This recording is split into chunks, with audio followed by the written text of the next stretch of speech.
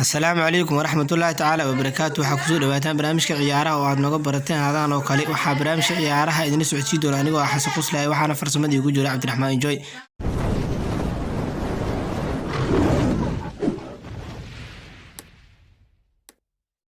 barnaamijka ciyaaraha waxaa kusoo qaadan doona qodobo ay kamid yihiin suuqa xagaaga oo furnaan doona ilaa bisha January iyo coronavirus oo sabab u ah afar weeryahan oo ay Liverpool u dhaqaaqi karto hadii ay ku fashilanto saxiixa Timo Werner.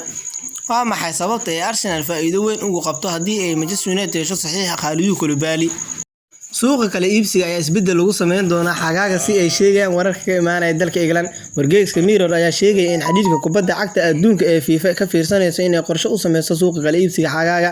suuqa kale iibsiga xagaaga ayaa lagu soo waramayaa in la dheereen doono waqtiga uu xilmi doono. suuqa kale iibsiga xagaaga oo sabab la xiriira xanuunka coronavirus.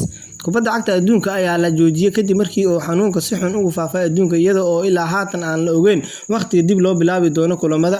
wargeyska Mirror ayaa sheegaya in ay kooxaha Yurub yeelan doonaan suuqii ugu dheeraa taariikhdooda marka laga hadlayo suuqa kale iibsiga xagaaga ee dhamaadka xilli ciyaareedkan.